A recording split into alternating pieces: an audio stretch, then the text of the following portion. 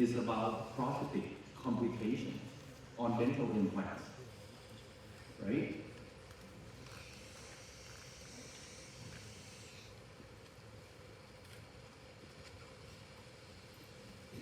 This is where I came from. Oh, sorry.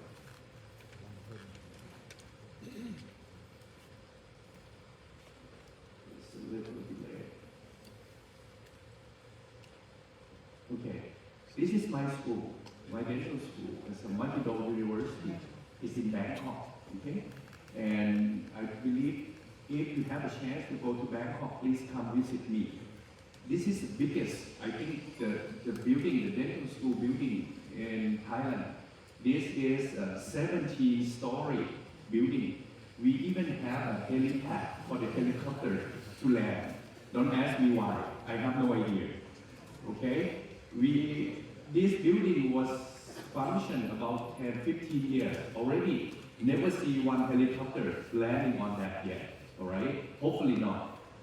Well, this is where I work, and I graduated from Prince of Songkhla University, which is down south of Thailand, and then I went to study prosthodontic at the University of North Carolina in Chapel Hill. And then I got an ITI scholarship, and I went to University of Florida to learn about implant dentistry. And then I came back to Thailand and practiced in implant dentistry for the past 20 years, okay? So today I have something to share with you, all right? For the past 20 years, what did I do? What did I learn about implant dentistry? And what problems do I see, you know? Over the past 20 years, I believe I placed more than 7,000 implants. And I restore maybe 8,000 to 9,000 implants already. And I see quite a significant amount of complications later on. And some of it because of the implant design, some of it because of the dentist problems, okay? We all wish to have implants like this. I want all my patients that they can have implant like this, all right? And I also want all my patients to have implant like this. But in reality, we know that we're not always going to get these kind of results, okay? And we know along the way, these patients will come back and see us and ask us to fix the problems. And that's what we're going to discuss today. What kind of problems do we have with implants, especially the prosthetic complications? I'm going to touch on the biological complications just a little bit, but not much. And that's my daughter, okay? And she said, shit happens. Because we all know shit happens. You see this? This is zirconia bridge.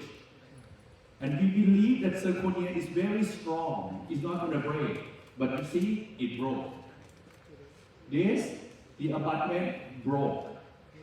This, the implant broke. Did you see this one? This one is amazed me the most. You know why? This patient called me one day. And he said, doctor, the crown came off on the implant that you did. All right? So I called him in, I did the x-ray, and then I look at that pictures. I said, no, that's not my implant. That's not my implant. Because this, I never see something like this before. This is not my implant. And he said, yes, definitely, this is your implant. Because I never done implant with anyone else but you. You know what this is? This is a wide neck implant, broke right here. This is only one that I ever see. Okay, it's not happened quite often, but it could happen. You know why? Because human bite is amazing. They can bite on anything. They can break anything with human bite. And we're going to go through all this one by one. Okay? So dental implant, no problem? No, everyone knows. A lot of patients coming in had a root canal treatment, and then they say, this is my third root canal treatment, and I don't want any more root canal treatment. Can you give me a better solution? A lot of dentists decide to take the tooth out and put the implants in. Patient thinks implant is problem-free, but in reality, we know implant is not problem-free. So we have to understand how to deal with the problems. These kind of problems, we see it, I see it, all right? And for the next 1.5 hours, we're gonna talk about how to deal with these kind of things. So let's start with the article first. This is a systematic review of the survival rate and the incidence of biologic, technical, and aesthetic complications of single implant, only single implants, Sorry. You see, the technical complication is almost 12%. Biological complication is 6%. Aesthetic complication, 0.9%. I don't believe this. I do not believe this. We know aesthetic complication is much more than that. But if we do not look at the aesthetic complication, we compare technical complication and biological complication, you're going to see a lot of problem is technical complication, or it's a prosthetic work. You know, screw loosening, screw fracture, implant fracture, crown loosening, those kind of things. So let's start with the first complication. And this is the most annoying complication for me, because it seems to be very simple, but patients come back for this the most. The foot gets stuck, okay? They pay $1,000 US for crown, and then we put it in. The next day, they call you right away, and the patient say, hey, foot gets stuck. Or maybe your patient has an implant 5 years ago, and then came back one day and said, doctor, foot gets stuck a lot. Can you do something with it? It seems to be a very minor complication, but it's very annoying because you see it almost every day. The cause for this, number one, is loose contact. We're going to talk about it. Why is loose contact? Second is marginal rib fracture, the crown fracture. Or maybe we have improper restoration contour. Or maybe the adjacent teeth is not in the right position, it's malaligned. Right? So, raise your hand if you feel something like this. Read this. Interproximal contact loss between implant and adjacent natural teeth. A retrospective for 83 restorations up to 10 years. So they follow up 83 restorations. Mean follow-up is 4 years. 50% come back with loose contact. Have you experienced one like this? When you put the implant on the last molar, when you put the crowns in, everything seems to be perfect. It's tight.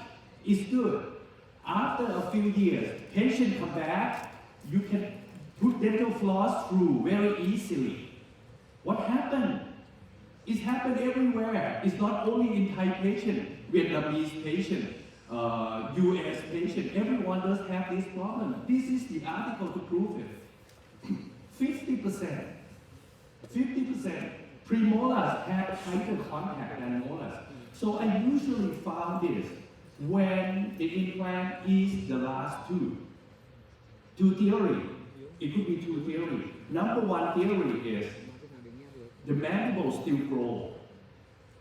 The jawbone still grow. Maxilla or mandible is still grow. But it's growing very little. Maybe 0.5 millimeters or 1 millimeter, very minimal. You cannot see with your own eyes. But the contact, only 0.5 millimeters, then it becomes loose already. So that's one theory. The second theory is because patients chew on it, and the teeth moving is a break against each other at a proximal contact. But the tooth can migrate, but implant do not. That's why you have loose contact. So it's the fact.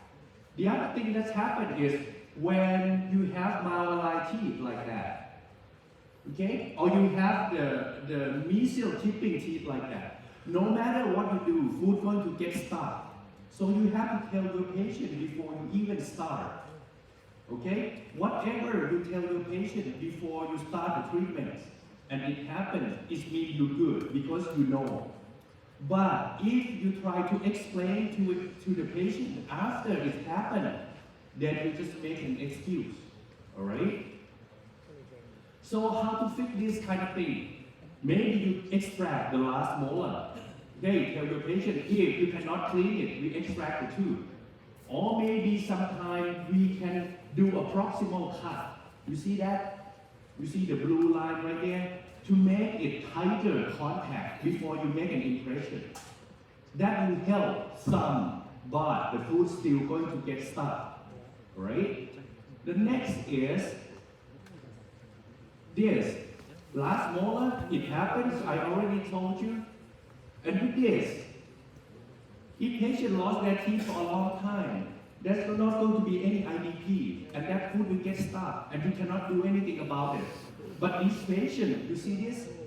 This is 14 years follow-up.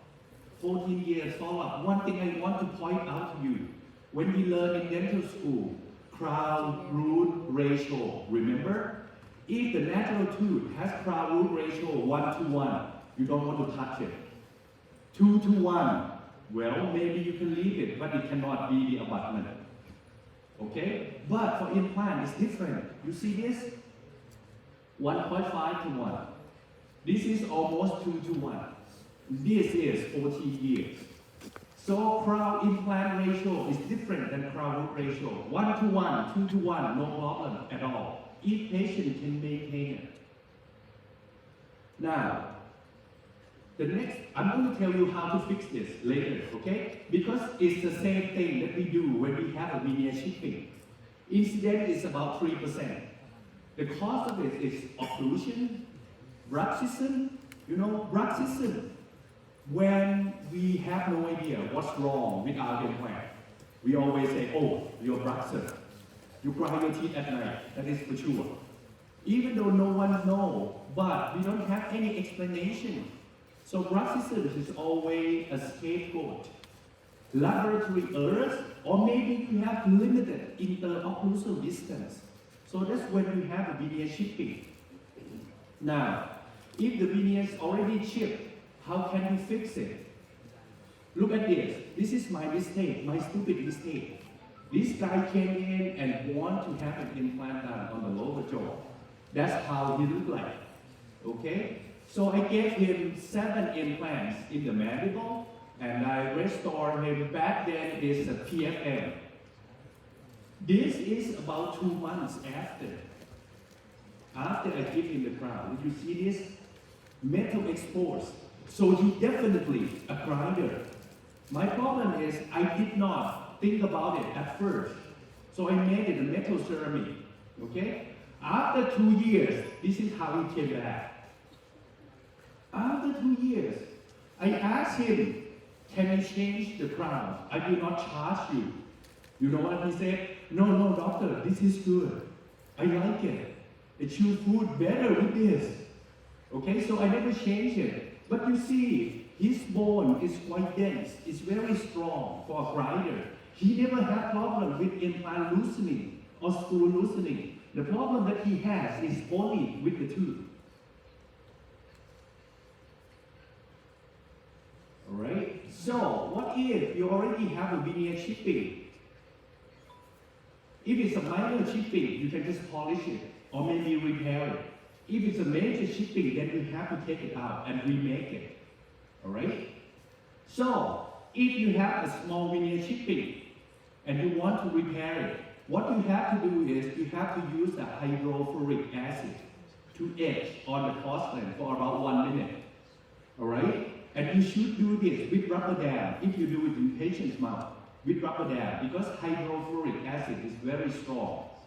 Alright? After 1 minute, you rinse it. You dry it. And then you use silane. Okay? And bonding according to the cement that you use. all right? And then you repair it with resin composite. But trust me, it's not going to stay very long. It's not a very successful treatment, okay? Because after patient uses it for a while, it will break again. All right, so usually if it's a minor chipping, my suggestion is just to polish it, all right? But if it's in the aesthetic zone, like front teeth, you have to do this. Now, when I have a loose contact on a cement retained crown, or I have veneer chipping on a cement retained crown, sometimes I can take the crown off and send it back to the lab without cutting the crown, without destroying the crown. How? Only if you cement it with non-adhesive cement, like zinc phosphate cement or polycarboxylate cement. If you use resin cement, forget about it, you cannot do this, okay? But if you use zinc phosphate cement, let's see the video. This is how I take it out. I use the G3 plier, I put the plastic spatula as a fulcrum, GC plier, grab around that tooth, that's a premolar, grab very tight, okay? Put this plastic spatula, and then push it, it will come off, like that. Like magic. This is only if you use non-adhesive cement, okay? If you use resin cement, forget about it. And it's not success like this every time, okay? My students, they want to do like I did, they never success. You have to be brave because you have to really squeeze on that GC pliers and don't afraid the implant will break. Implant will not have no problem, the crown might break more. It could happen, okay?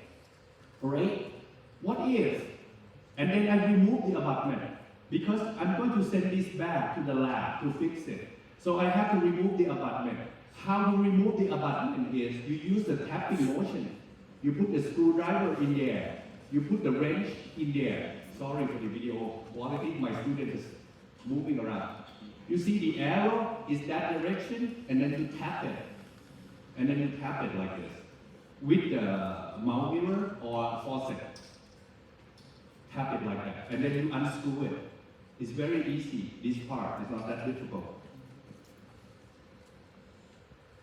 Now, prevention. How you do to prevent this problem? Well, my suggestion is you carefully check occlusion. Make sure that you have a good occlusion. Centric contact only. Avoiding eccentric contact is possible. Alright? Or you do a metal occlusal surface. Or if you're quite sure your patient is fractured, you do occlusal split. But my life is better right now. You know why? Because of this. Monolithic zirconia. I did not do PFM for the past 5-6 years. Never done PFM anymore. Only use monolithic zirconia. And this helped me a lot. And of course, if you do a screw retain restoration, it will make your life a lot easier. Now, when we check occlusion, when we say centric contact only, it usually happens when we have a posterior teeth, when we do implant on the posterior teeth.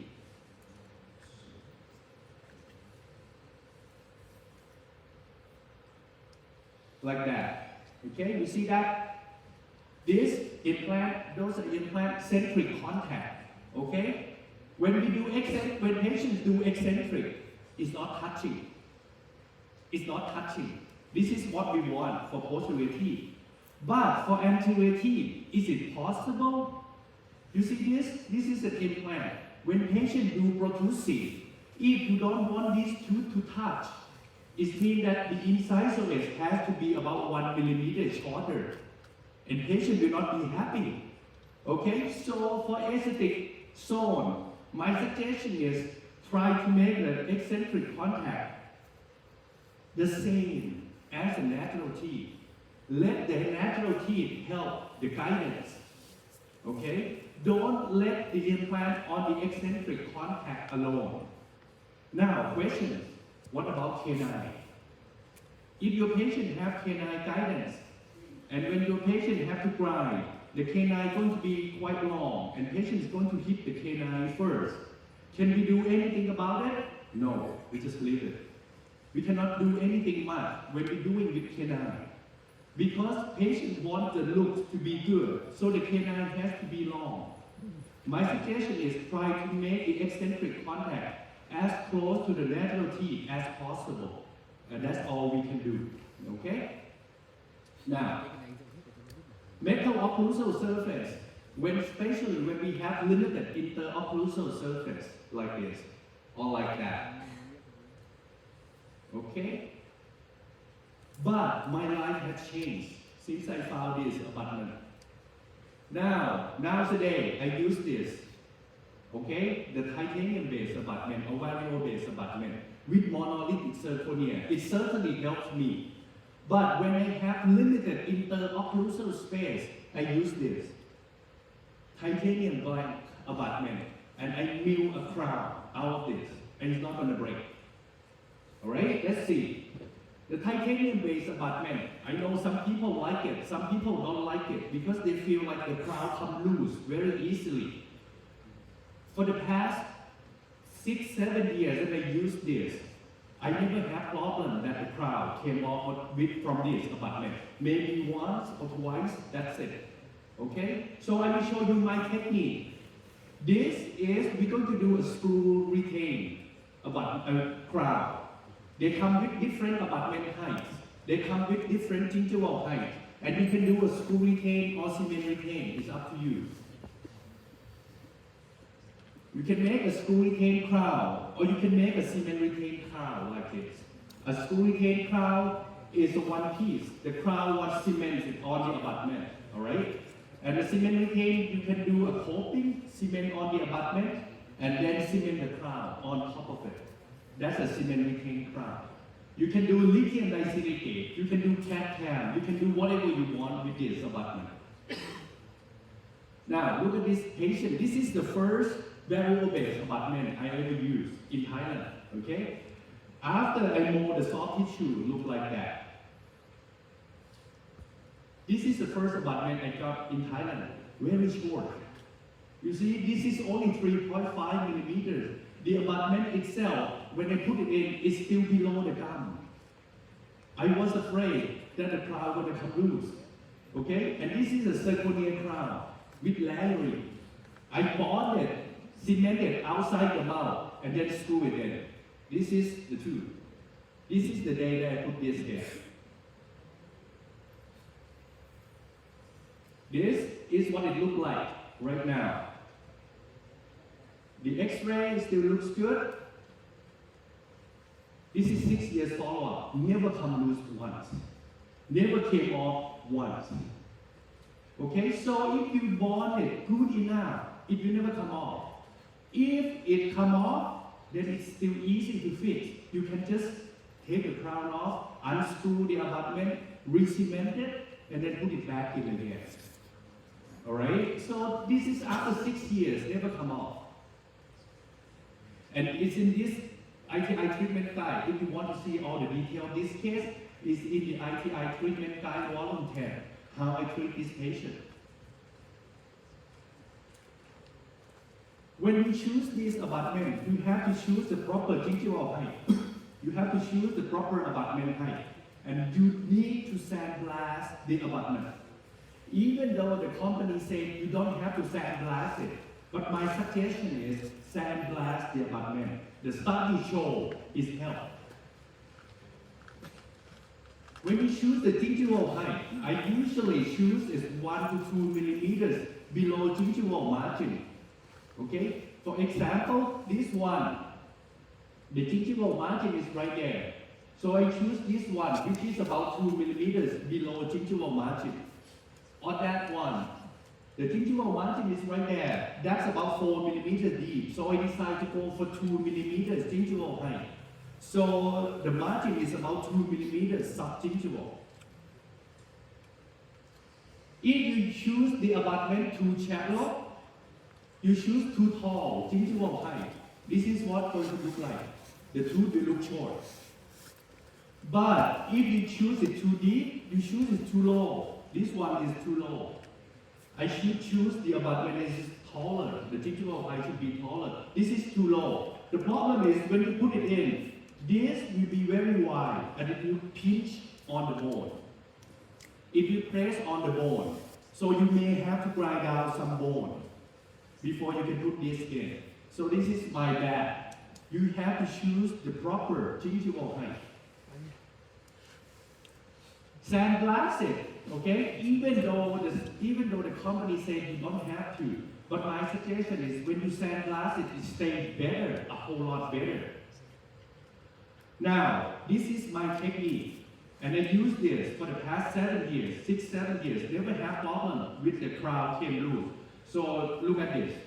First, when you get the lab work back, okay? Some dentists like the lab to cement it for you. I don't. I do not let the lab cement this for me because I don't know what cement they use. I don't know whether they sandblast it or not. Sometimes you can trust your lab, but sometimes you cannot. Okay? So I usually want to cement it by myself. So I check the marginal adaptation, make sure that the crown is completely sealed. Next step is I block the screw hole and sandblast the abutment. I use only 3 cements. Okay, this is the key. Only 3 cement that I use. You cannot use any regular resin cement. Only 3 cement. Number 1 for me, multi-link N or multi-link hybrid abutment from Ivoclar. Okay. Number 2, Panavia V5. Panavia V5, not Panavia F. Panavia V5. Number 3 is Rely X Ultimate from 3M. Only 3 cement that I use. Multi-link N, Panavia V5, and Rely X Ultimate. Okay? So you have to follow the instruction. In this case, it's multi-link N. I have to apply primer inside the crown first. Leave it for 1 minute, air dry it. Right? And then the next step is I apply the resin cement. When you apply resin cement, apply it on the abutment. On the abutment. Do not put it inside the crown. No. Do not put it inside the crown. Because when you put it inside the crown, there's too much cement. Block the screw hole. Do this. If you cement just only on the abutment, it's easy to clean. Because if you put the cement inside the crown, the cement will come out like that. And then you have to clean the access hole. Sometimes you did not clean it well. The cement will block the screwdriver. And it just takes 10-15 minutes to clean out. Alright? And then you light cure it. And wait at least 5 minutes before you deliver this work to the patient.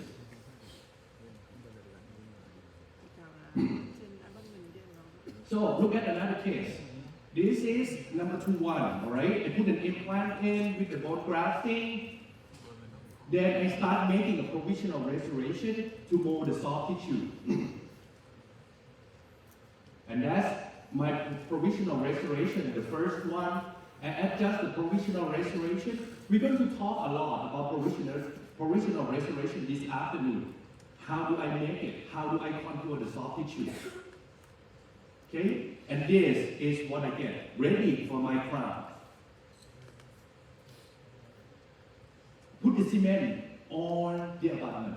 Okay? Put the cement on the abutment. And you see the gingival height of this abutment is 2 millimeters, which is about 2 millimeters below the gingival margin. Okay?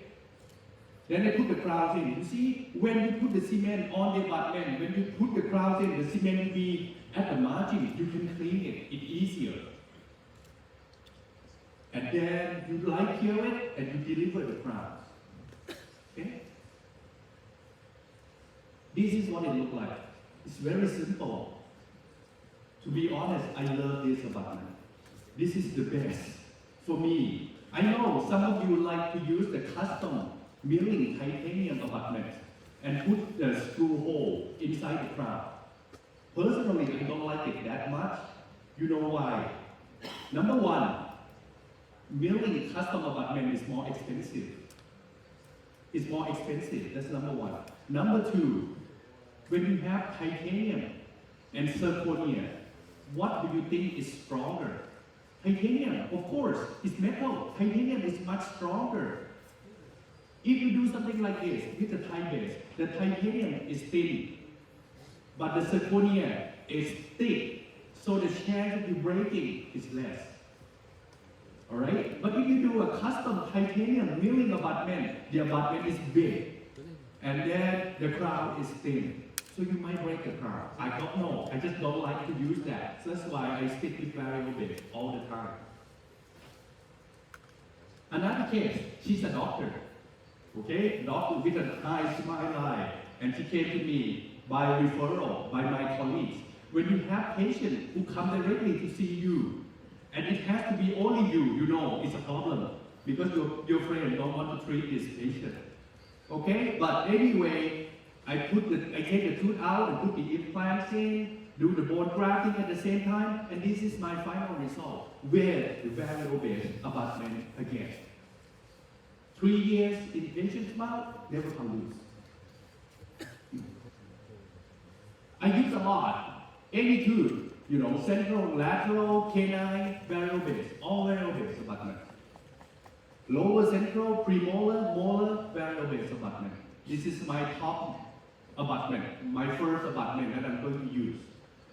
Be careful, because sometimes, you know, you try to put the crowns in the patient's mouth too soon.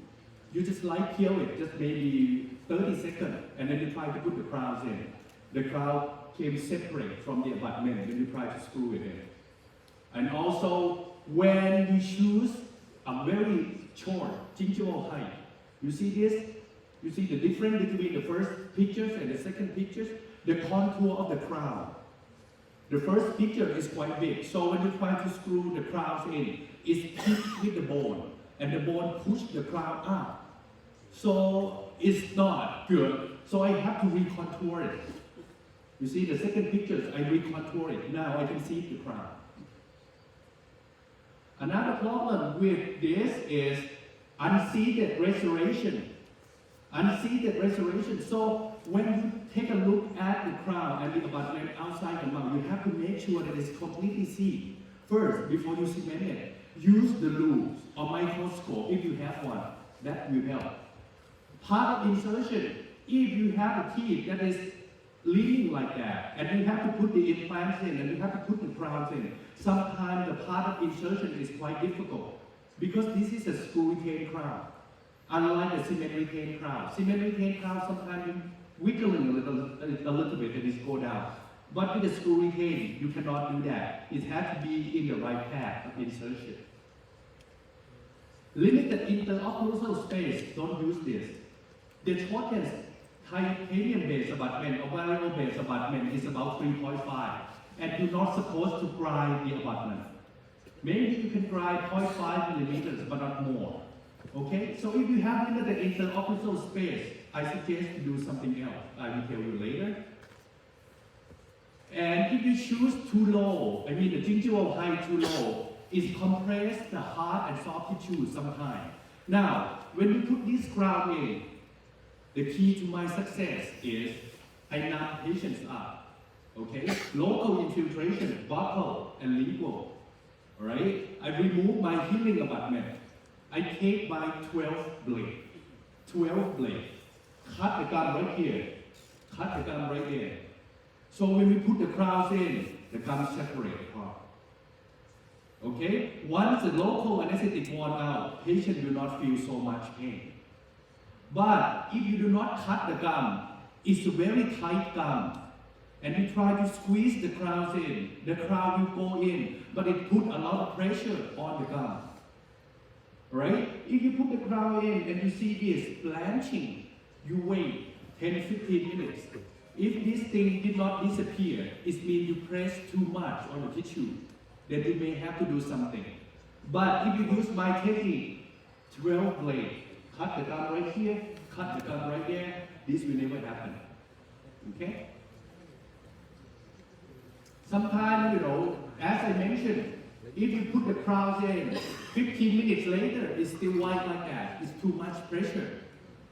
It's not good. So you have to do something. Maybe adjust the contour, maybe grind out the bone to help. You see this? Because this gingival height is too low. It should be up here. Then it's easier. This crowd will see better. Now, I promise you, I will tell you how to fix the problem if you have loose contact or veneer chipping. Remember? If you use monolithic zirconia, number one, veneer chipping, never see it. Because it's very strong. If it's break, the whole crown break. It's not just minor chipping, no marginal retraction, none. But the loose contact, remember, sometimes you can have loose contact. After patient use it for 4 or 5 years, patient come back with loose contact. What did you do with this? Very easy. You remove the composite resin, okay? You remove the Teflon tape that will protect the screw head. You unscrew it, then you have the crown out of the patient's mouth. You send it to the lab. Ask the lab to heat this crown at 300 to 500 Celsius for 2 to 5 minutes. You can separate the crown and the abutment. Okay? Very simple. You can separate the crown and the abutment. And then you sandblast the abutment again. You ask the lab to add ceramic to the contact, to the mesial contact when it's loose. You just add ceramic to it, 0.5, 0.2 millimeters, to make the contact tight again. And then you re-cement it and use the same abutment, the same crown. Patient doesn't have to pay a lot. And patient is happy. Can we do that? Can we heat it and re-cement it? If it's strong enough, my studies about to publish, the manuscript was accepted, but I don't have the number yet. I will show you because we did this research. After I separated, sandblasted, and re-cemented, the bond spring is a little bit lower, but not significant. So you can re-cement it and use the same abutment and the same crown. Alright? People worry because this is a zirconia on titanium base. How strong this is. This is from a previous study long time ago. Comparing, this is a normal implant, alright? Zirconia abutment. You see the zirconia inside the implant. This is zirconia titanium frictional fit. So basically, you see the zirconia go into the undercut. It's a frictional fit. And this is zirconia titanium bonded, which is like a variable base. Okay? Put this in cyclic loading and put one load to break it. Zirconia abutment broke at 500 Newton. Zirconia titanium frictional fit 484. Look at this. Zirconia titanium bonded 730 Newton. It's a whole lot stronger. Another study by Irina Saylor, the same. But this is, I think, a stronger implant with a titanium base or variable base abutment. The number, if it's just only the abutment and the zirconia coping, no crown, unrestored at 500 Newtons, 202 when it's restored with the crown. Frictional fit, you see this? This is bad. Only 85. This thing will break very easily. But when it's bonded, it's become 883 and 300 Newton. So this is the strongest. The study has shown quite clear. If you bond zirconia with the titanium base abutment. Let's push it to the limit. Let's push it to the limit. This is an old guy, 78 years old. He's the grandfather to my student. Okay? My student sent his grandfather to see me to do implants. Cut it short, you see, he has enough bone for me to put the implants in. I don't have to do a lot of bone grafting, maybe horizontal bone grafting just a tiny bit. But the problem is, his bone is very low, right here. The implant is very deep. This is the tallest abutment I can get. It's still below the gum. Okay? But in this case, if he's like 40 or 50 years old, my suggestion is we should do the bone grafting first. before putting an implant in. But he's 70 something, he doesn't want to do any more big surgery. So in this case, I put the variable base, monolithic zirconia, screw retain. You see the screw access hole even on the buccal side. He doesn't care. He doesn't care. You see how long that crown is? Let's look at the X-ray. The abutment is up to here. The crown is very long. Sandblasted, cemented with the resin cement. I recommend this is in patient mouth for 4 years at least. Nothing move, nothing come out, nothing loose. So I push it to the limit. What if we do anterior teeth and we cannot put the screw access on the cingulum? You see this from this CBCT. If you want to put the implant in and do screw retain, you have to do a lot of bone grafting on the apex. But if you put it through the incisor edge, you don't have to do a lot of bone grafting at all. So in this case, I use ankle variable base. Okay? This is an ankle variable base. You can use the ankle screw to screw it in. I only use this in the aesthetic zone. Okay? The ankle variable base is even shorter than the regular variable base. Alright? So like this, if you ever use this, you have to use this special screwdriver like that. Everything is on the cingulum right now, and then I can tighten it to 35 Newton centimeters. And this is another ankle variable base for the lateral incisor. Alright, so I'm a big fan of the variable base abutment. Alright, even the molar or tissue level, we have variable base as well. And in this case, I asked the lab to do a monolithic zirconia. Multi-link, this is the cement that I use to bond it. Light kill it. Now, people ask, because it's a monolithic zirconia, we will abrade the natural teeth more. Well, this is just only 10 patients and 1 year follow-up. They study about natural teeth against natural teeth against PFM, natural teeth against monolithic zirconia. And this is the result. Monolithic zirconia, molar 127 micron were born out. Natural teeth 35, but PFM 180. So it's a break less than PFM. So monolithic zirconia is the way to go for me right now. This monolithic zirconia everywhere. Even the anterior teeth. Oh, anterior teeth is layering, but the posterior teeth monolithic zirconia.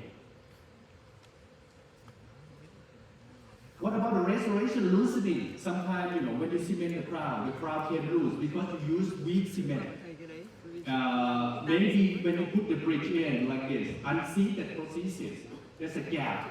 Okay, and you may use the improper abutment selection or unparalleled fixture. This crown, this bridge can lose as well. So how do you deal with it? Cementation. Nowadays, I either use zinc phosphate or resin cement. It depends. If the crown is very tight, then I use zinc phosphate. But if the crown is not very tight, I use resin cement. If I do cement retain, okay? But I rarely do cement retain right now. Most of the time, I use zinc phosphate cement, and I don't use it a lot. That's how much cement I put in the crown. Because if you have a lot of excess cement, it's very difficult to clean. You can have a peri-implantitis. Back 15 years ago, I used only tissue level implant. Back then, no bone level. The abutment is very short.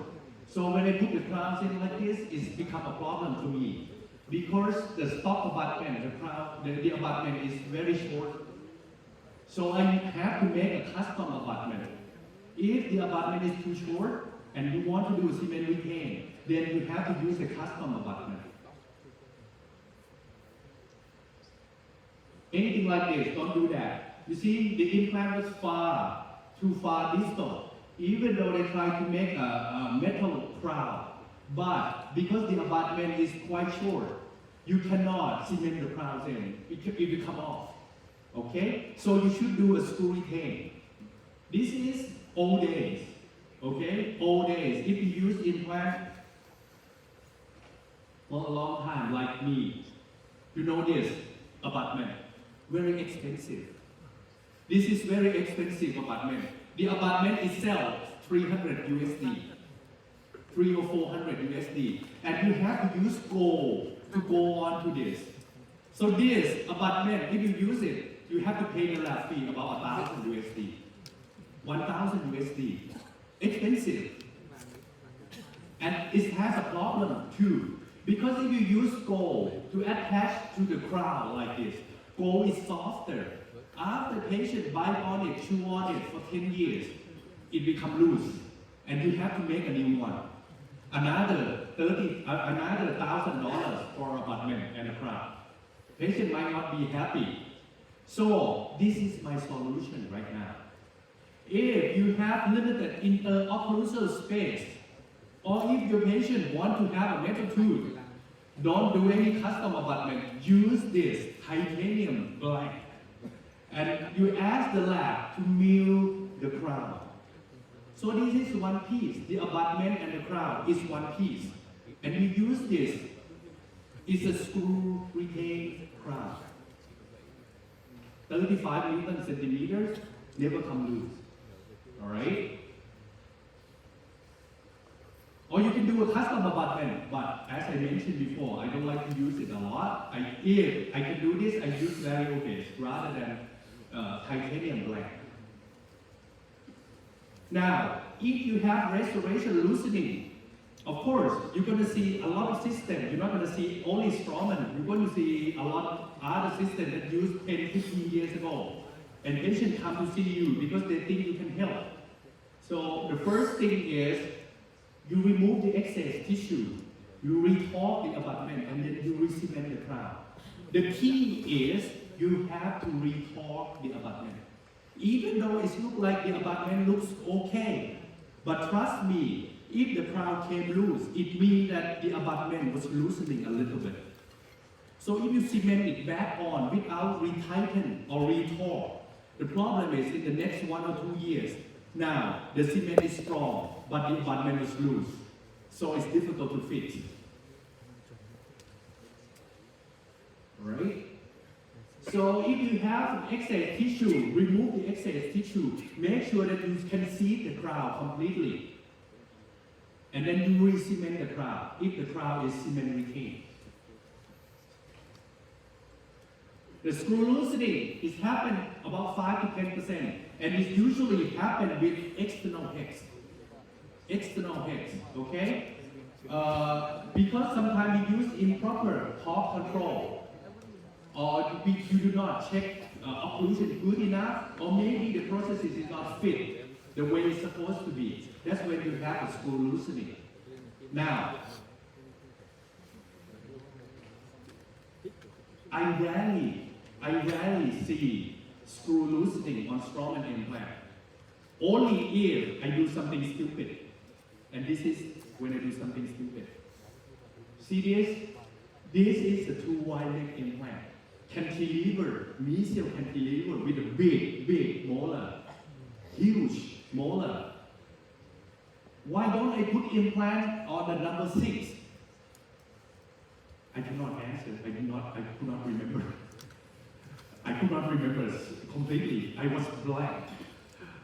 I think it may be because back then I had to do a sinus lift or something. I could not remember.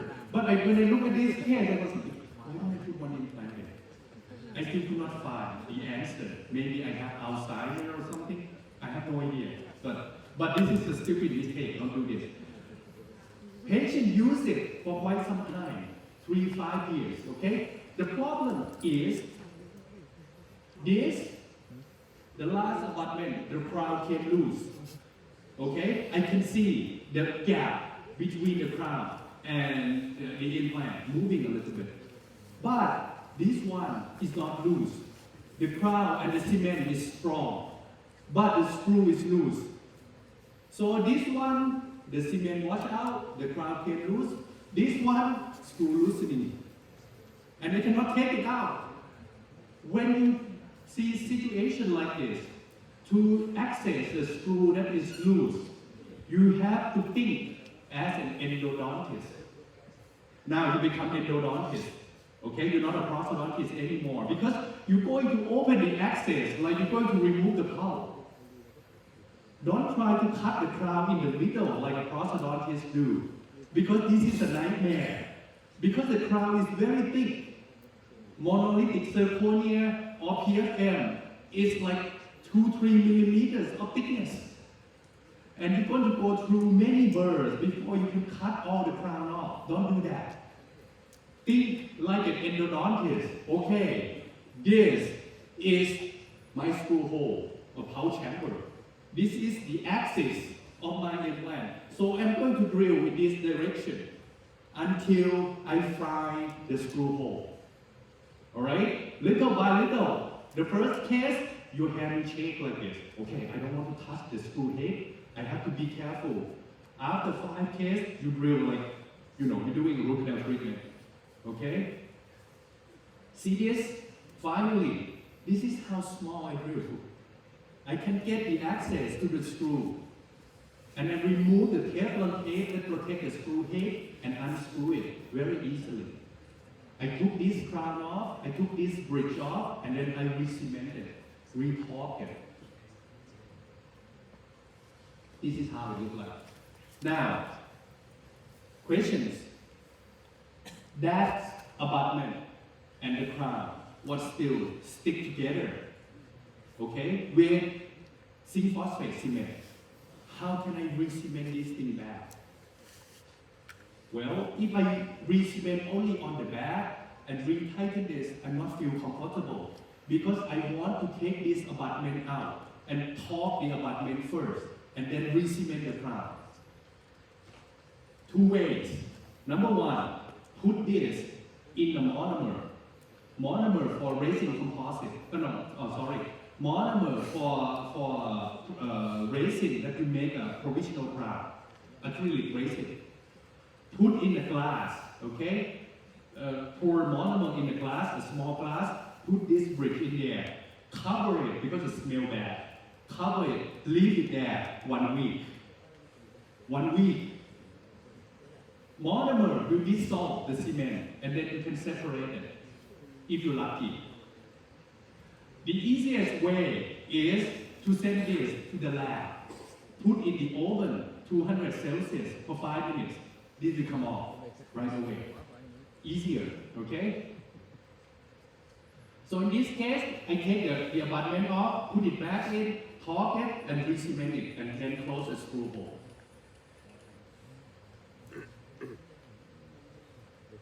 Okay, now if you have screw loosening, sometimes you see that when you have problem with screw loosening, you just have to find the axis. Like you become an endodontist, like I say. This one is giving me a headache. You know why this one gives me a headache? Because this guy have these 2 implants done somewhere else, okay? And then he starts complaining about smelling. He can feel some smell around these 2 implants because it's too close to each other. So my colleagues, a prosthodontist, try to remove the crown. But he thinks like a prosthodontist. So he cut the crown in the middle of the tooth. The problem is he cut the crown. He also cut the screw head. Now he starts to realize he did something wrong. So what did he do? Call me. Chatchai, can you help me? Okay, I said, yeah. Send the patient to see me. Then I look at it. The problem is the screw was damaged. The screw head was damaged. How do I remove it? Well, I'll explain to you later. This is another case. This is my students. Sometimes when you have beginners, you have to look after them carefully, over the shoulder. Okay, look over the shoulder, make sure that they understand what they're doing. In this case, I asked them, okay, the crown looks good. So you put the abutment in and torque 35 Newton centimeters. And then I went somewhere. And then she said, okay, I already torqued the abutment. Professor, can I cement the crown? I said, yes, cement it. 1 week later, the crown came loose like this. So I have to cut through the incisal edge to go through the access hole again. This is an endodontist again, to remove the screw. The problem is, when she taught the abutment first time, she thought like, oh, I use my index finger to pull the knot, and this is my thumb rest. Put her thumb right here. So when she taught, the 35 Newton centimeter is at her thumb. It's not at the screw. Okay, so that's why after 1 week, the screw loosening. Okay, so when you have a beginner, you have to watch them pull the knob, 35 Newton centimeter. So you see the torque wrench turn. That's when you know that it's torque to 35 Newton centimeters. Torque control, of course, if you use too many screws, like this is why I did this. You see, this is a single back abutment, and then I have another crown, that's a screw retain. This is 2 screw system, 1 screw right here, 1 screw right there. Why did I do that? So I can give a lecture about screw retain crown with different methods.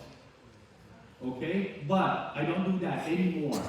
This is way too complicated because you have to use different torque control. This screw is 35, this one is only 50. So the chance of screw loosening up top is more.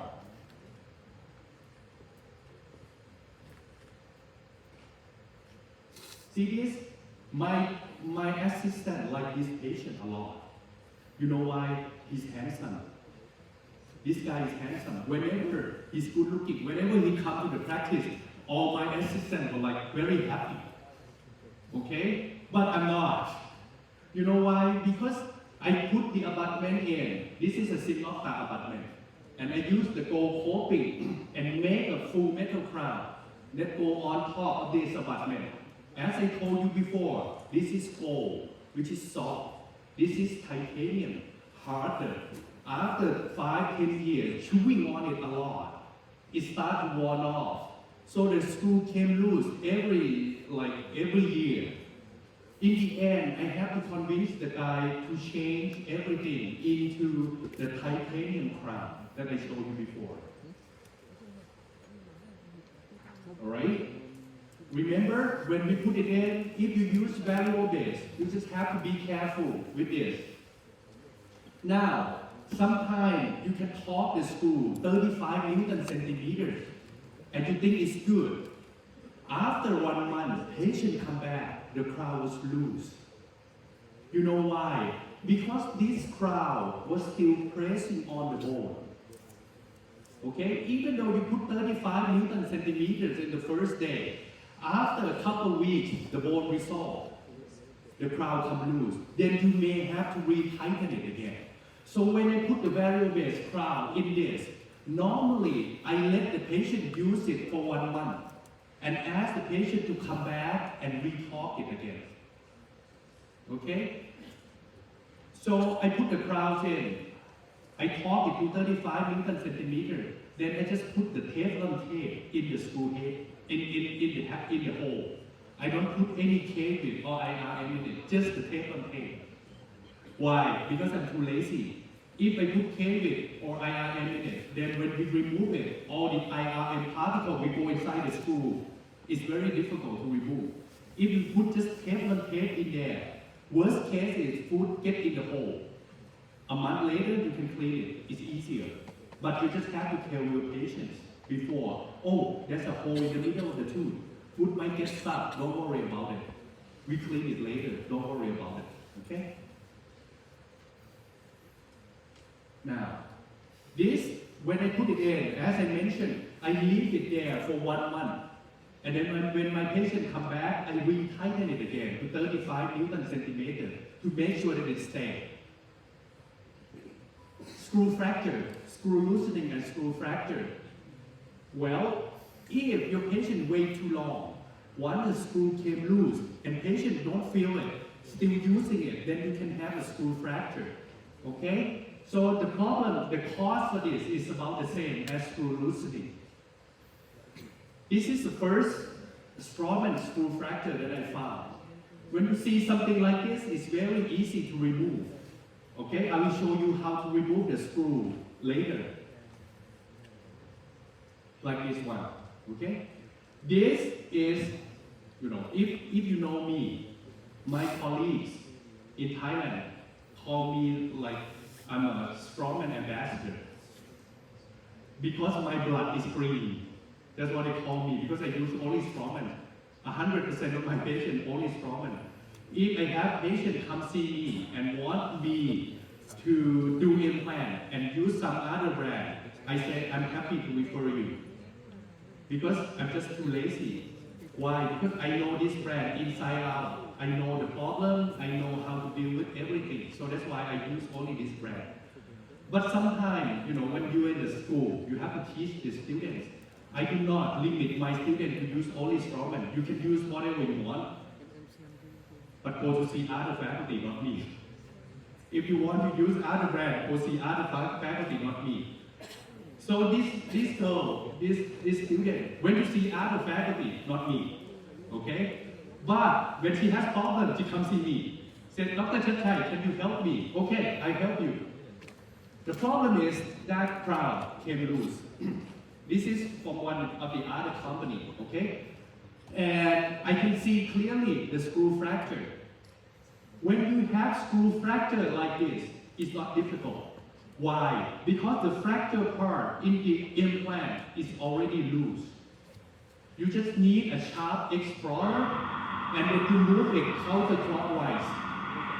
Little by little. Okay?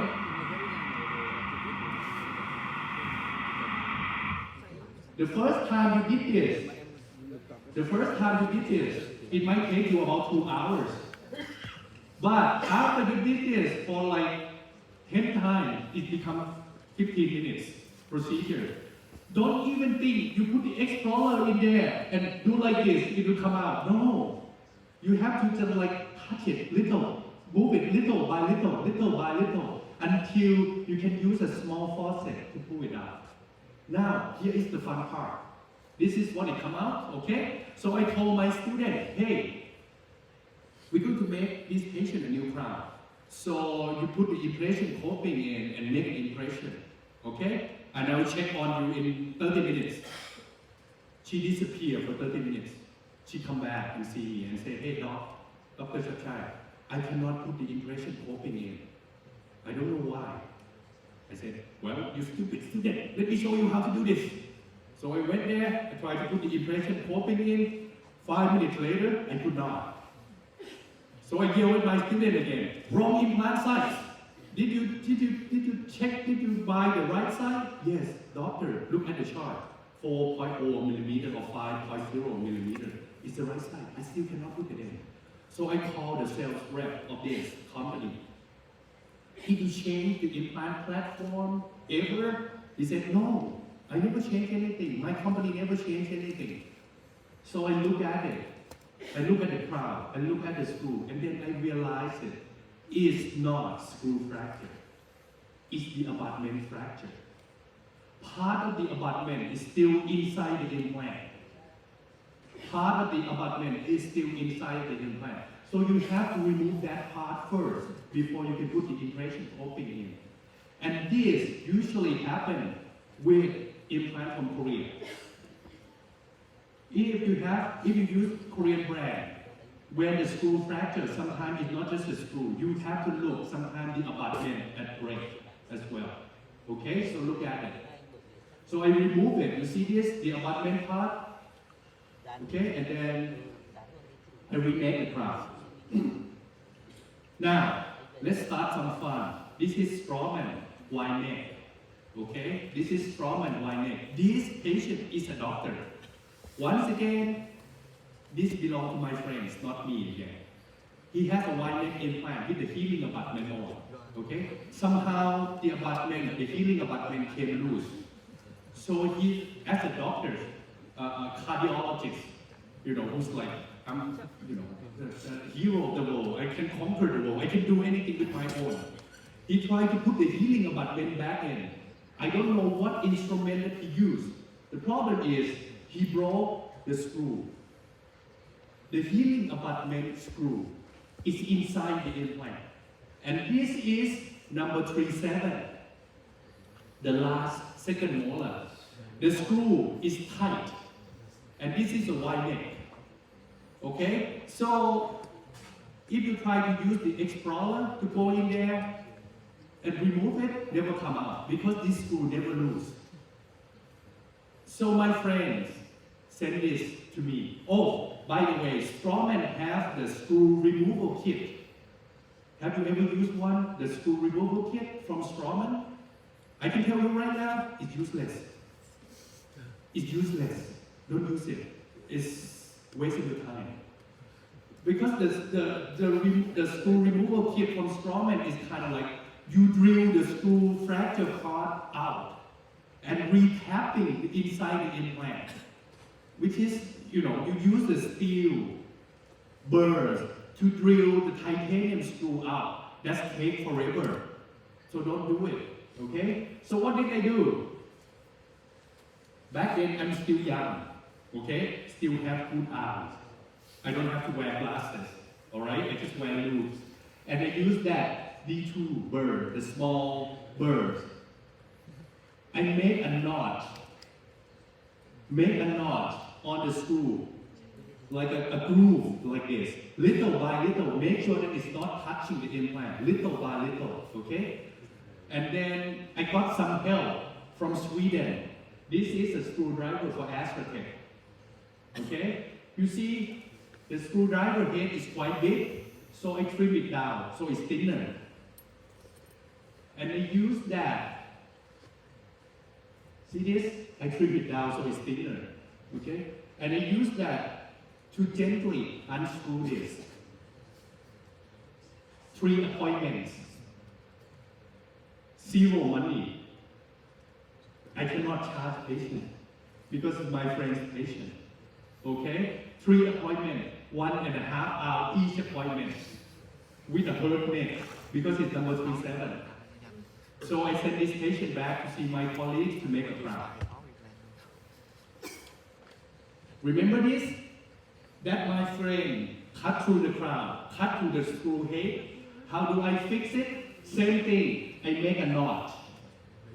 And I use this screwdriver to unscrew it. This is all the tools that I use. This to make the knot. And then this flat end screwdriver to remove the crown. And then I remove the crown. The plan for this patient is we remove this crown.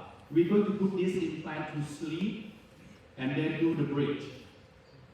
Okay? Because this is too close to this. So that's why we decide to remove the crown. After 2 appointments, 2.5 hours each to remove the crown, patient asked me, "Doctor, why don't we remove the implant?" So I look at him and I said, why don't you tell me before? So I don't have to spend 2.5 hours trying to remove the screw. But in the end, we remove this implant and put a new implant in there. Now, have you ever seen this kit, the screw removal kit from Neobiotech? Was it helpful? I don't know. To be honest, let me tell you the secret of my success right now is I talk a lot about complications, okay? Because I've been doing implant for a long time. And mostly, as I mentioned before, the implant I use is Strawman. I rarely see technical complications on Strawman implant. The screw loosening, the screw fracture, not much if you use it correctly. And that's the key to my success. Now, I have my students. He was my student 10 years ago. Now, he's traveling all over Thailand to talk about complications and teach people how to remove screw because he used so many brands. So he has more experience than me now to remove the screw. But for me, if I have to remove the screw, this is maybe the first thing that I think of. Okay, it's a screw removal kit from Neobiotech. You can Google it, and this is on YouTube as well.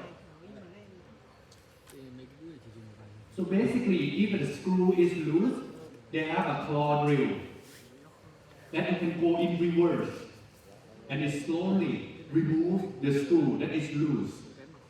Okay? If the screw is not loose, they have another drill that go inside the screw and try to make the knot inside the screw that is broke and put another like this, or you can use this one. To be honest, from the video clip, always look easy. From this clip, always look easy. When it's your patient's mouth, never easy. Never. Okay? Sometimes I end up have to remove the implant, to be honest. Okay, like this. This one, you make a knot in here, like that.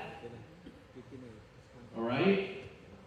And then you use one of that instrument to go in there. Go in the same hole.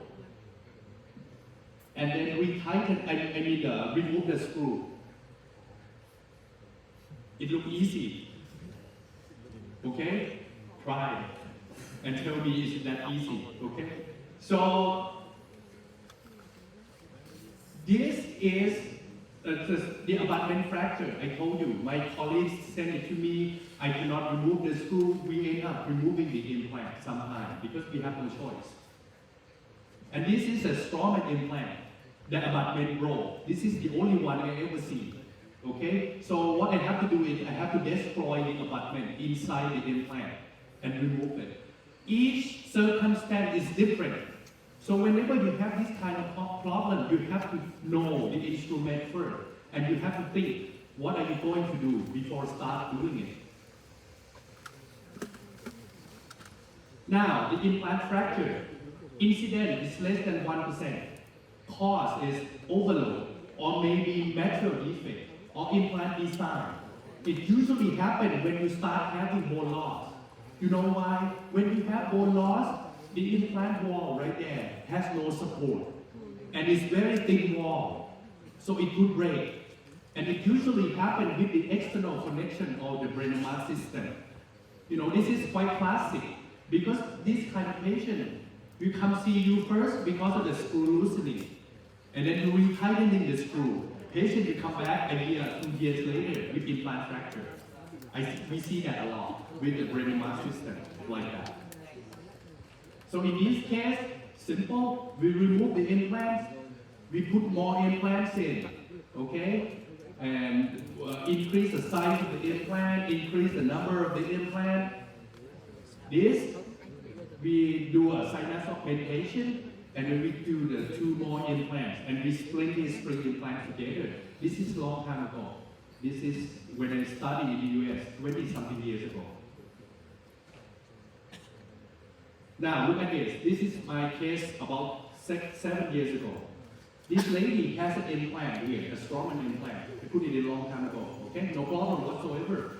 Until she had problem with this one, number 35. So we decided to remove it and wait. Now, the problem is, this implant is standalone. It's standalone. I should remove the crown, but I did not. Okay? So when she came back, I start to see some pus coming out of this implant. So I take the crown off, I put the healing abutment in. I thought it was a peri-implantitis. You know, just cure it and make sure it's clean, those kind of things. But the pus keep coming out, and also the bones start losing more and more. So I look at the X-ray again, then I realize it. This is a fracture line. That implant is already fractured. Because once you have the bone loss, this wall is very thin. So it would break. It happens to any implants. See that? You see that pus coming out? So we decided to remove this implant. Now, remember the guy who broke my wide neck implant? This guy, he insists that the implant, that the crown came loose, is from my implant. I told him this is not my implant because I never put any implant that shape in the patient's mouth before. Then I realized it broke at the neck of the wide neck implant.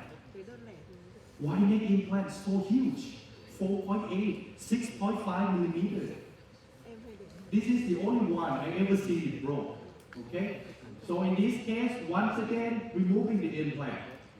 Now, people ask me, how did I remove my implant? If I have the surrounding bone very good like that, press fiber. If you have wider bone, very wide bone, a lot of thick bone, press fiber, very easy. Because you can just press fiber it and then there will be a wall, full wall. The bone will start to fill in, you don't have to do much. But if you have a 2-wall defect, or 1-wall defect, or 3-wall defect, that patient start to lose some bone, if you do trephining, then the bone will resolve. Then it's different. You have to use a piezotome to remove the bone surrounding the implant and then start elevating the implant little by little. Or the easiest way to remove the implant is refer to my colleague. Hey, I don't remove the implant, I just put the implants in. To remove the implant is someone else. Alright? So in this case, I trephining it and wait and then put another implant in. Now, the implant that you see broke for me is usually just a regular titanium implant. But since I use rock solid, I believe that Vietnam only sell rock solid right now. I rarely see implant broke. This missing 4 incision. We're gonna talk this afternoon. No, not this afternoon. Tomorrow. Why did I choose to do this? But to make it simple, I just use the 2 small diameter implants. 3.3 immediate implant. Take the 2 out, put 2 implants in, bone grafting, and wait 3 months before I put the final restoration in. Only onto narrow crossfit 3.3 millimeters implant.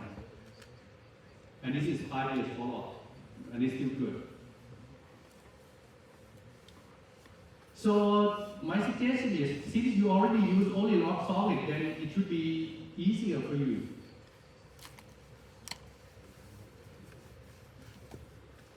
Periimplantitis is a biological complication. I'm a prosthodontist who want to be a surgeon, so I did put implant myself, okay? But I'm not a periodontist. Any periodontist here in this room? You are good, you are really good, because I hate being periodontist. I hate cleaning around the teeth, like use a curate, and then 2 minutes my hand hurts. You guys are really good, when you're cleaning, and I hate teaching patients to clean their teeth, to brush their teeth. But I will tell you a little bit. I know people talk about periimplantitis. This is what you should do. You should use the airflow, use the tetracycline, do the GBR.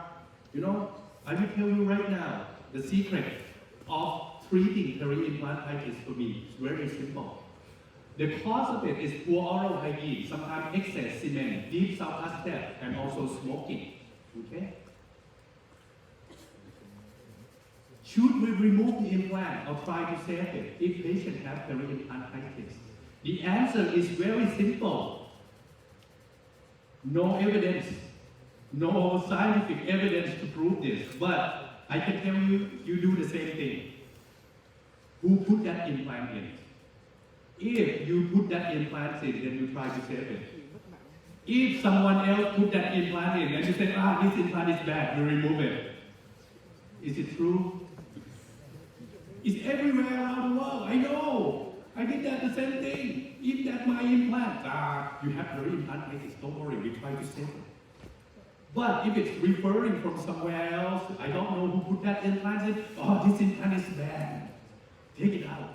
Put new implant in, it's easier. Okay? But I'll show you what I did is, number 1, can we stop the infection? Okay? What is the location and angulation of the implant? Is aesthetic concern or patient expectation. If we can stop the infection, then we save that implant. If we cannot stop, remove it. Very simple, like that. Now, how to stop the infection? In the old days, CIS protocol, A, B, C, D. A, cleaning. B, antiseptic mouthwash. C, antibiotic. D, surgery, resective or regenerative surgery. Don't do that anymore. I don't do any resective or regenerative surgery anymore because it's a headache. And sometimes we cannot save the implant. So what I did is only A, B, and C. Make sure patient clean it, okay? Antiseptic mouthwash. If the infection stops, good. If it's not, then we use this. Do you have this? Very fine. It's an antibiotic, local antibiotic, okay? I put it around this. I curate it. Now the patients are curate around this. Put this peroxide around this every 2 weeks. Put this peroxide in there, it's antibiotics. And leave it in there 30 minutes. Tell your patient don't drink or eat for the next 30 minutes. And repeat this every 2 weeks, maybe 4 or 5 times, okay? And that's what it looks like. This is when you can stop infection. I did not say this is a good medication or excellent medication because it works only 50% of the time. Only half of peri-implantitis patients this might work. But you know what? Patients willing to use this because they don't want to go to surgery. Because this is just apply the medication. Patient like, you know, when your patient have a problem with their heart or their tooth, they always say, do you have a pills? Because I just want to take the pills and fix the problem. And this is the pills. Because patients don't have to go through any surgery and it's less pain. And this drug doesn't cost a lot. You know, one cartridge might cost you roughly, I would say, $20. And patients willing to pay for it. And you can try. If I use this and the infection stops, then that's it. If I use this and the infection never stops, remove the implant. Start all over. It's easier. 10 years ago, I do both resective surgery, regenerative surgery, put patients into so much pain. The result is unpredictable. I did not say it not work. It works, but it's unpredictable. Sometimes it works, sometimes it doesn't work, so why waste your time? Remove it and start again, that's easier. Like this, you want to treat a peri-implantitis? Be my guest. This is my implant. Patients disappeared for 10 years and came back like this. I look at him, I say, you are in deep shit. So I decided we remove all the implants and put new implants in, and the top one we do an overdenture instead. Okay? This, he's a Japanese guy. He has these 2 implants done somewhere, and he's quite stubborn. And he look at, he's my student's patient, and my student referred this patient to see me. And I look at these 2 implants. You see this? Peri-implantitis. Implants in the wrong place. And the most important thing is, I did not put this implant in. Someone else, so I better remove it. It's easier. Okay, so how did I remove this?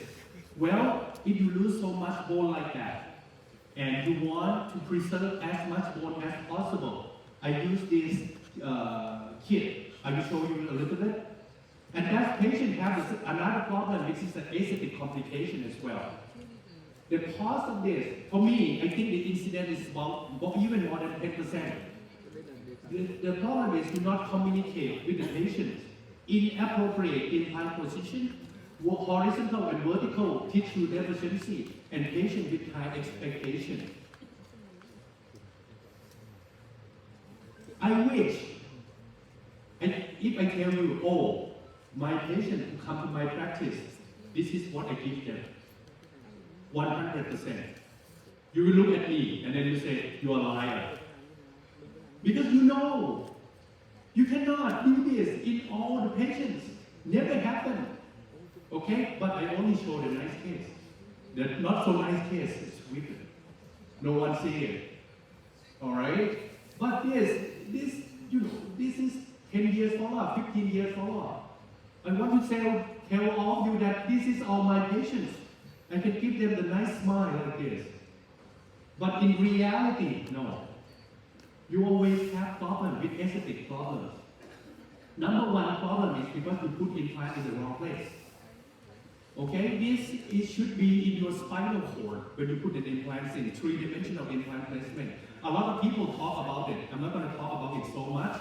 Okay, you can take pictures of this, but this is an ITI treatment guide, and it's a protocol that we put implant in the right place. Let's see if you put implant in the wrong place, like this. This is an immediate implant.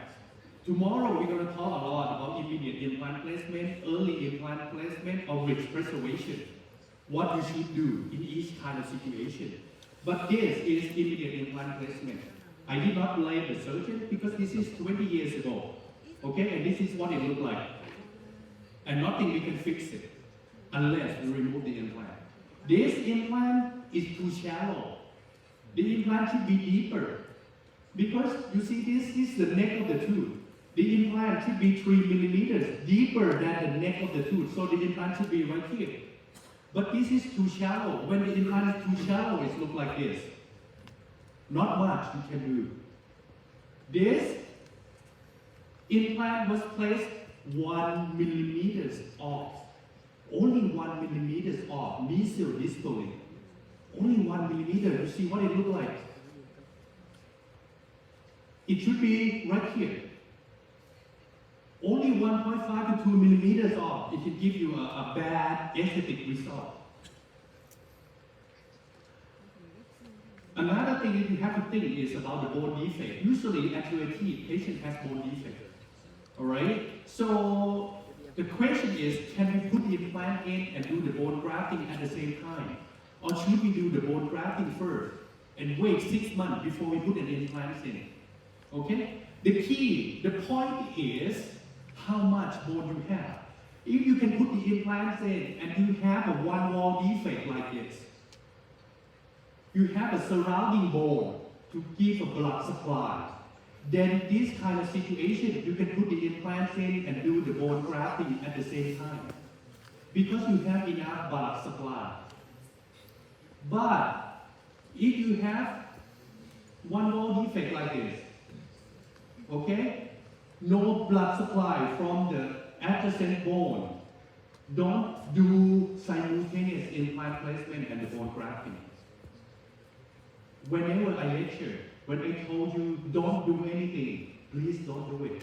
If I tell you to do something, you don't have to trust me.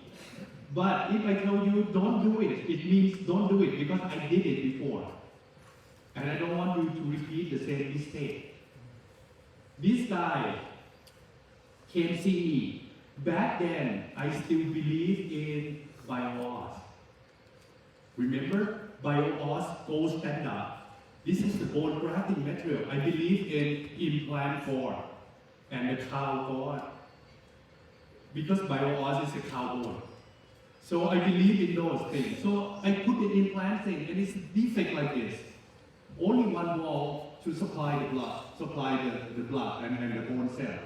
But I put all the bio-oss in there. See that? That's how thick I get the ridge. I'm very happy. I'm a success. I'm good. Okay? 3 months later, I put the crowns in the patient's mouth. 3 months later, the crown looks nice. The crown looks good. After 1 month, patient come back with fistula. I try to rinse it. I try to clean it. This hole never closed. So I have to open it up and I can see, curate everything out. This is all bio-oss, no bone whatsoever. What did I do with this case? Simple. Remove the implant. Start all over again. Because it's my stupid mistake. If you have a defect like that, if you put the implant in and half of your implant is outside the bone, it means you do not have enough blood supply. No matter what kind of bone graft you use, it's not going to work. So you should do the bone grafting first before you put an implant in. So you can, Back then, you don't have the cone beam CT, you have to cut the gum open to tell. But right now, you have the cone beam CT, please use it. Okay? And especially use it with radiographic template. With this kind of radiographic template, you can tell whether you have enough bone or not. Now, we're going to talk about the cone beam CT and how important that is this afternoon. But the next step I want to tell you how to deal with aesthetic case is the provisional restoration.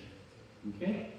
This lady, you look at the teeth size, I want her to go for orthodontic treatment. She said, no, I'm too old. I don't want to get any orthodontic treatment.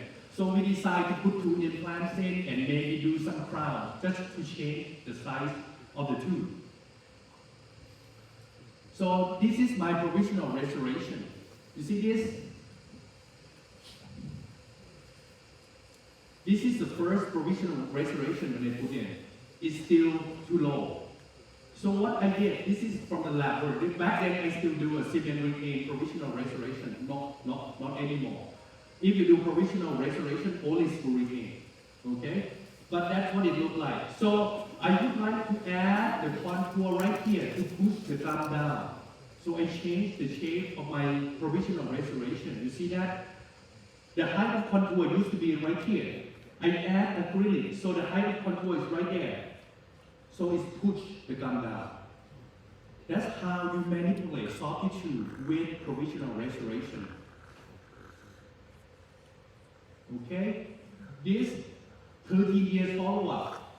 Well, I don't know. At first, I thought this would be a very, very nice case.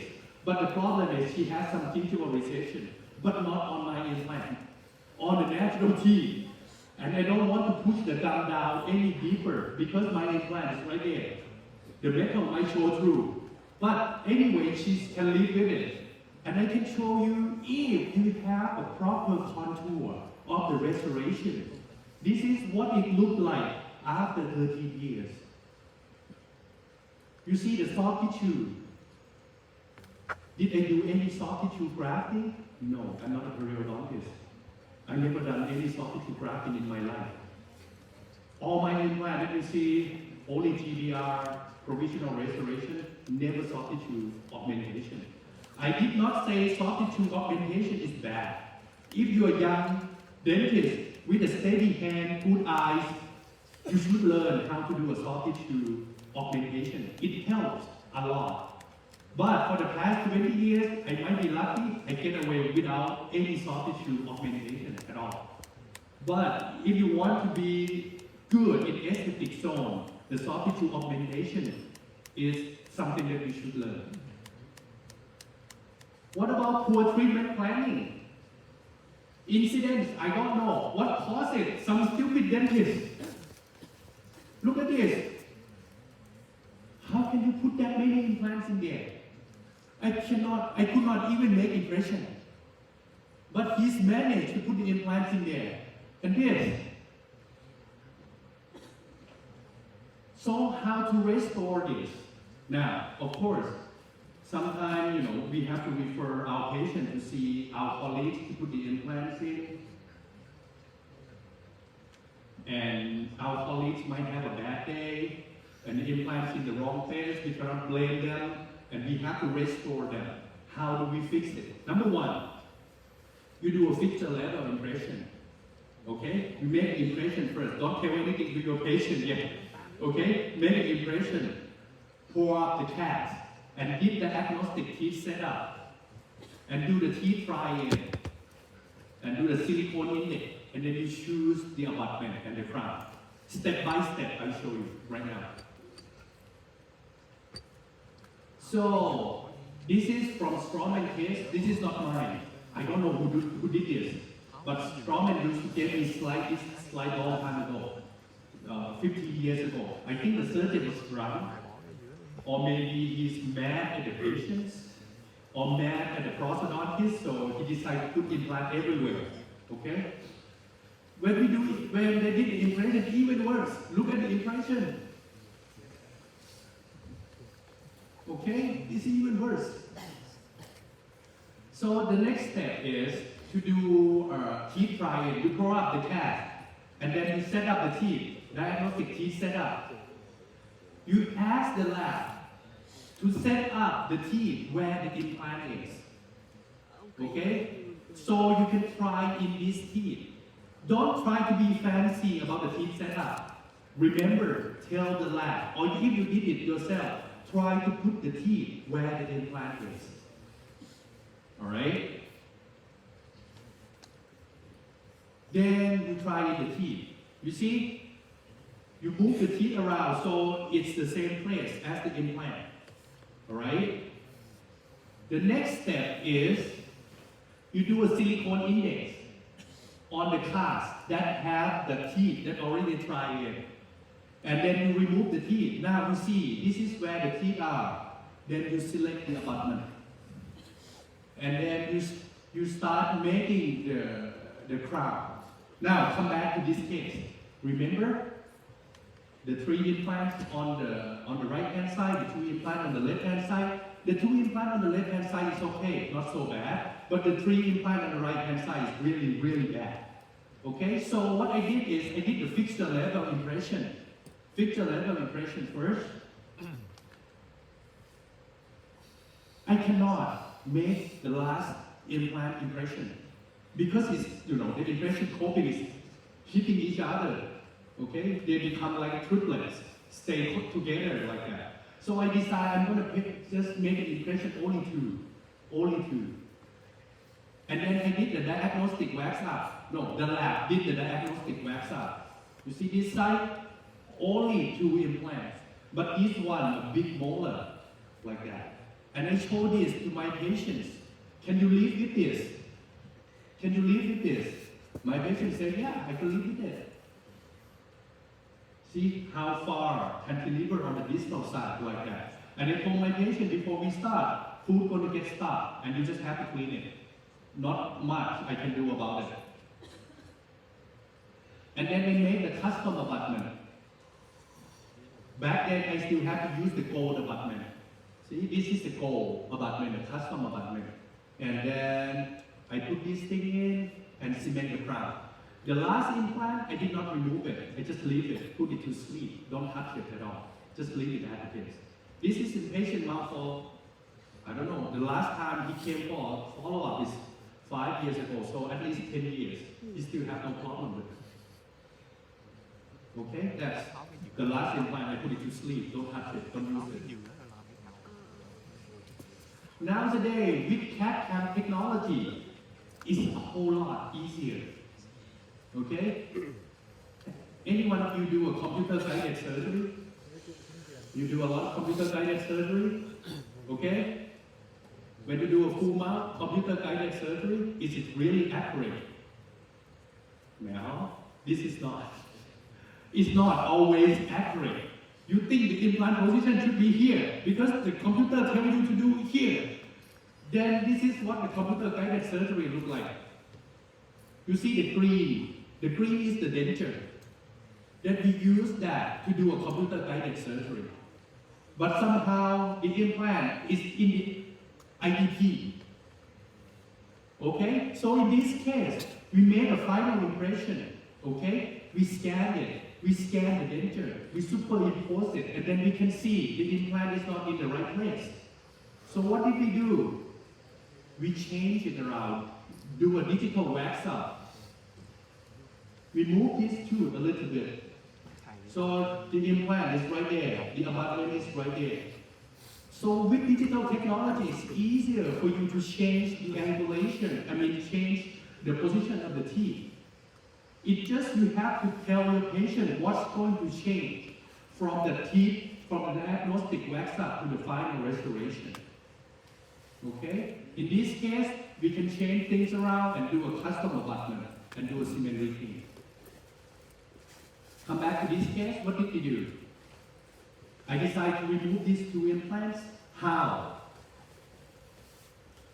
This. I like this system. This is good. This is a screw removal kit from Neobiotech. Okay, so basically, you try to put this thing in. You turn it in clockwise. Okay? Torque it to about 50 Newton centimeters. Then you use that gold implant removal driver up there. And that will go in counterclockwise until it's engaged the implant. And then you turn it, the implant will come out. I will show you the tape right now. First, you put that black thing inside. Okay?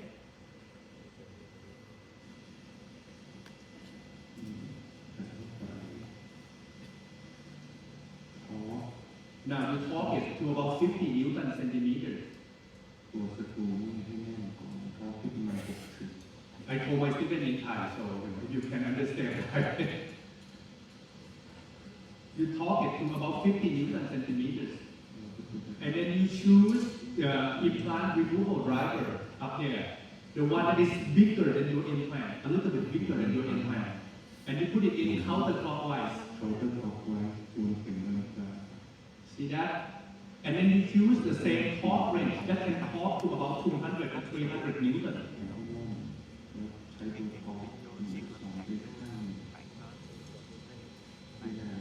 Let's keep talking.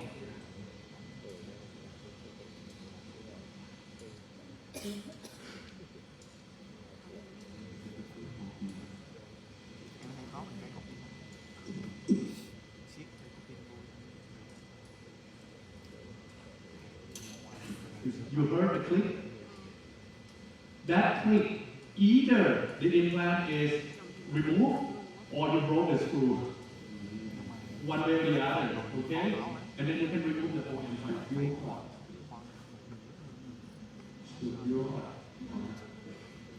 Okay? That's how you remove the implant. If this is in the mandible, which has a very strong cortical bone, you have to grind the cortical bone down. Use the piezo or the round word to grind the cortical bone down so you can remove it easier. So in this case, I will remove these two implants and put more implants in and do the bridge. And that's the final restoration with the pink porcelain. We're going to talk about pink porcelain this afternoon. Okay, so stay with me. This afternoon we're going to discuss about should we do pink porcelain or should we not do pink porcelain? Or if we do pink porcelain, then what is the concern? What patient has to do? Other complication, the incident is unknown. Okay, but my suggestion is refer. Don't do it. Give you a headache. It's give you a headache. Let's start with the first one. This patient has this implant 30 years ago. This is an Aspertech implant. This is an Aspertech implant, okay? If you know this system enough, Aspertech implants 30 years ago, inside the implant is no hex. It's round. It's round. So you can do only abutment level impression. You have to put the abutment in first and then the main impression. You cannot do anything else. This is the old system, okay? Patient has a problem because the crown broke and he just wants to get a new crown done. He doesn't care about the margin. He says, it's fine, no problem, doctors. So the easiest way to fix this, I remove the crown and then I make an impression. How? Pack the cord. Go back to basic, like a regular impression on the natural teeth. I pack the cord. But the problem is when you pack the cord around the implant, you have to use a very big cord. Because the sound cut is very deep and the gum easily collapses. Okay, so in this case, I decided I remove the abutment. I put the impression in the cup. I should use a small cup, smaller cup. This is too big of a cup. And then I dip it. I grab the abutment. I make a notch. This is the lingual side on the abutment. And then I dip it like that. Now see, I get the margin. I get the margin of the abutment. I take this abutment out, put it back. I take another impression inside the mouth. The The lab will pour up the stone, and this will become my die, because I can see all the margin clearly with this. And that's another impression, that's my working model. So I have a die, I have a working model, then we can make a crown, that's it. This is simple, okay? This is when you're dealing with complications, something happens that you never expected. This lady, she's Thai. She lives in California, okay? She has this 5 brain mark implant placed in 30-something years ago. With this, all on 5 hybrid prostheses. It works for her, even though the implant has bone loss about half, but it still works. The problem that she has is, look at the net, the teeth worn out a lot. She wants to replace those teeth. Okay? So I told her 2 options. 2 options. First option, I told her that you're going to be without the teeth for 2 weeks. Because I'm going to use the same framework. Just take it out, set up the new teeth, and put it in. But she's going to be missing her teeth for about 10 to 14 days. She said, no, doctor, I cannot. I have to see friends, I have to see my husband, I cannot be without teeth for 10 days. So I told her, okay, the second method, I'm going to make a new impression, send it to the lab, make a new framework, but it's going to cost you 20 times more than the first method. It's going to cost you at least $2,000 US. While the first method going to cost you about less than $200 US. She looked at me, she said, okay doctor, I can be without teeth for 2 weeks. Okay? So, but you know what? I was wrong. She was without her teeth for almost a month. You know why? Because when I removed the composite, I removed the screw. I found out that the screw was almost broke off. 3 of them. Only 2 of the screws were still intact. So what did they do? Easy. Call brain mark people in Thailand. Hey, I have this case. I want to use the screw for a UCLA abutment. Can you send me 3 of them? I want to replace the old one. So they send me the new screw. What I would like to show you is, this is what the screw looks like. This is the old screw, the one that broke. Okay? This is the new UCLA screw that brain mark people sent to me. Because they changed the design of the UCLA abutment. So the screw is different.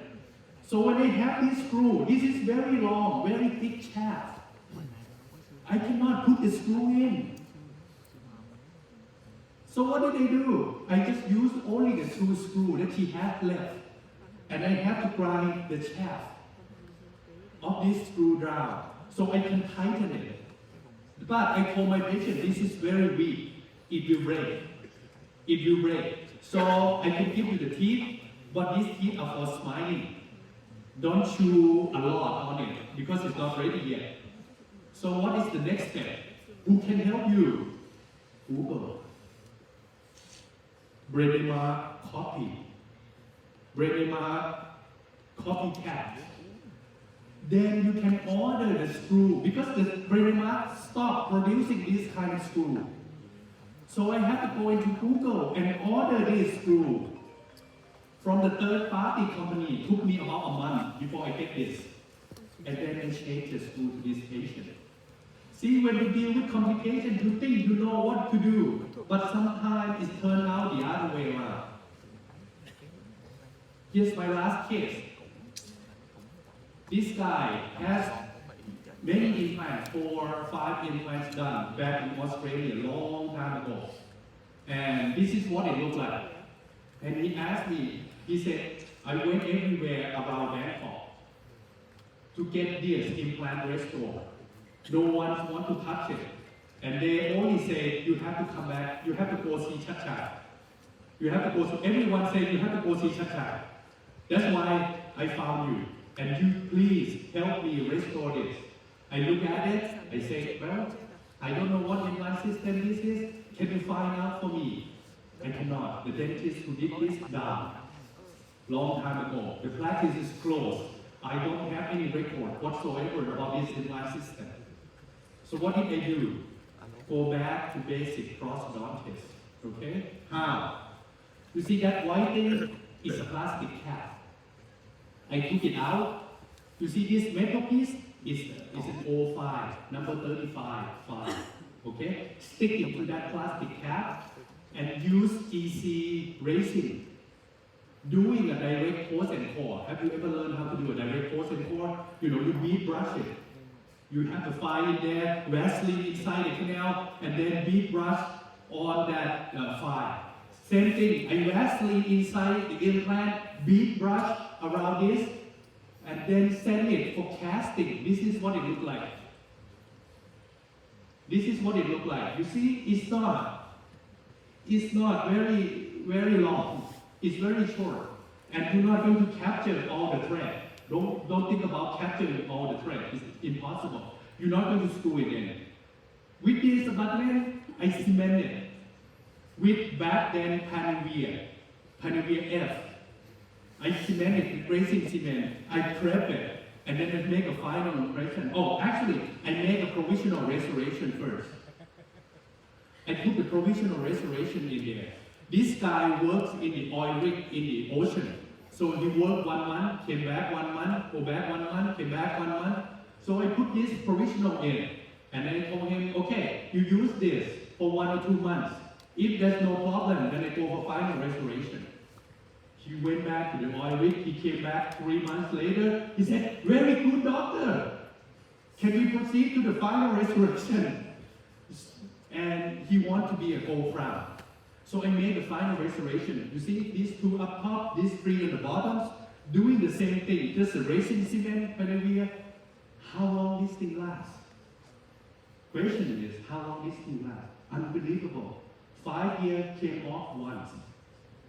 5 years came off once. 5 years, this abutment came off once. I re-cemented, never came off again. And this guy moved away from Thailand. Now he's in Oman. But he still contact me via LinkedIn. He found me on LinkedIn and he said hi through LinkedIn. And I said hi to him and said, hey, how's my teeth? Oh, they're doing just fine. This is almost, I believe, almost 15 years already, and he still uses this. Why don't I remove the implant? You see, I don't want to touch it. And patients don't want to touch it. So that's how I utilize it. But with this kind of thing, before you even do anything, you have to sit down face to face with your patient and tell them this is an experiment. I don't know whether it's going to work or not. Okay? I'm going to charge you this much. If it's not working, I'm not going to refund. Okay? And he says, fine. Okay, we try. If this is not working, then we cannot do anything but remove the implant. That's the only way. Alright, so at least 10 years, 15 years now. So you choose the implant wisely. When you do implant, choose the implant wisely. I know so many implants in the market. Some implants come and go. But your practice will not go. You know, your practice is still the same place. You put the implants that the brand that no one knows, but it's cheap. Patient will come back, see you 5 years later, and tell you that, oh, I have a problem. Can you fix it? Don't do this. I call this is a machine gun implant. Patients come to see my colleague and want to have all on 4. This is all on 20. Why I said it's a machine gun implant? These patients go to the operating room with the general anesthesia. And I think the dentist who did this put the machine gun, put the implants in. Because the guy who did this owned this implant company. Okay? And my colleagues referred this to me to fix it. I said, I don't want to touch it. Okay? So I did not touch it. And don't do this.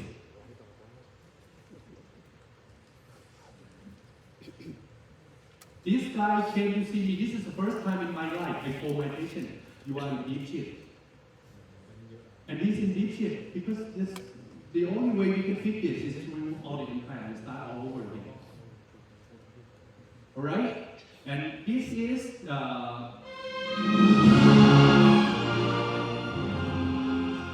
Microdome Implant Center. If you're interested, we offer a master in implant history program.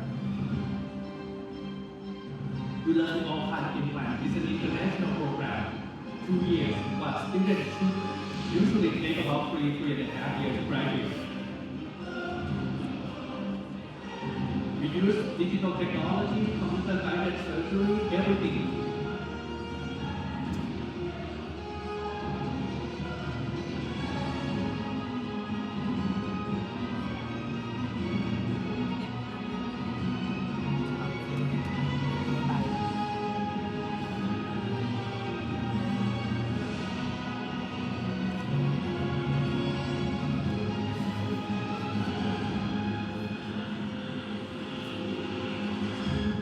That's what the helipad is for me to go up there and take pictures. It's really nice. All right, if you don't want to study that part, the master degree program, we have the Bangkok Educational